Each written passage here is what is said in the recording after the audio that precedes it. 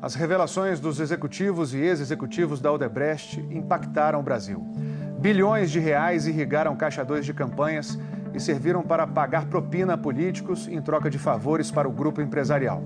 Para lidar com tanto dinheiro sem despertar suspeitas, os delatores contaram que havia até uma espécie de Caixa 2 da cerveja. Isso mesmo.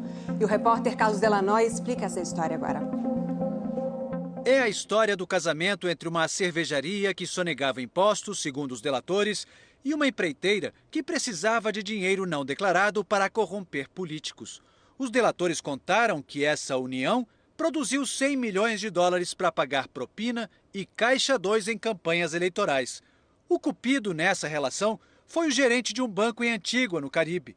Foi assim que Walter Faria, dono da cervejaria Petrópolis, que fabrica a Itaipava, encontrou Benedito Júnior, ex-executivo da Odebrecht. O delator Olívio Rodrigues foi testemunha de como tudo começou. Então o senhor vai apresentar o senhor Walter Farias, nós vamos levar o Benedito Júnior, que foi onde eu conheci o senhor Benedito Júnior, a única vez que eu tive contato com ele, para que os senhores tenham um relacionamento mais corporativo, de empresa a empresa, e transforme isso num negócio que pode durar a vida inteira, enfim. Em uma fábrica da Itaipava, água, malte e fermento eram transformados em milhões de litros de cerveja. Depois de pronta, a bebida seguia por tubulações até um medidor, que calculava quantos litros de cerveja eram produzidos. Esse medidor era usado também como referência para calcular o valor dos impostos.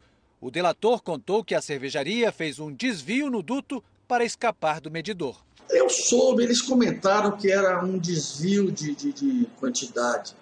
No medidor? No medidor, porque o imposto lá é gerado em função da quantidade de cerveja que passa em determinado medidor. Então eles criaram, parece que um bypass. Assim eram produzidos dois tipos de cerveja, de acordo com os delatores. A legal, recolhendo impostos, e a de Caixa 2, sem pagar tributos. A venda de cerveja pelo Caixa 2 produzia montanhas de dinheiro em espécie, que eram entregues numa transportadora de valores. Lá dentro, os ex-executivos da Odebrecht disseram que o doleiro Álvaro Novis era responsável por receber dinheiro de cerveja não declarada e pagar os políticos indicados pela empreiteira. Sempre que a Odebrecht pegava dinheiro da Itaipava no Brasil, a empreiteira depositava os valores correspondentes em uma conta da cervejaria num banco de Antígua, no Caribe. Numa reunião, as partes selaram a união, acertando a taxa de câmbio. Muita discussão para lá, muita discussão para cá. E para cortar o bolo, como nós chamamos, para decidir isso, e nos encontramos no aeroporto de Santos Dumont e negociamos a taxa de conversão. Para legalizar a transação, era firmado um contrato fictício de cessão por meio da empresa offshore Kleinfeld Services, controlada pela Odebrecht. A contabilidade do esquema foi registrada numa planilha chamada Cevada. A planilha entregue à Justiça mostra que em 2007 o esquema movimentou 25 milhões e meio de dólares. E em 2008, ano eleitoral, o valor foi 3 vezes maior, 73 milhões de dólares. Os delatores contaram que dessa união também surgiu a história conhecida como o escândalo dos aloprados. Em 2006, integrantes do PT foram presos pela polícia quando tentavam comprar um dossiê falso que seria usado na campanha ao governo de São Paulo contra o candidato tucano José Serra.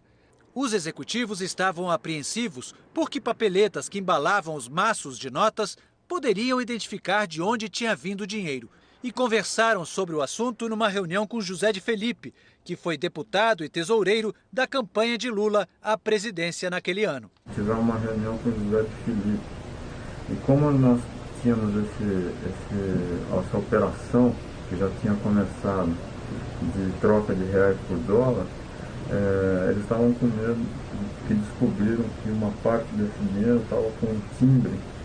E aí mostrava que isso era da cervejaria Itaipava.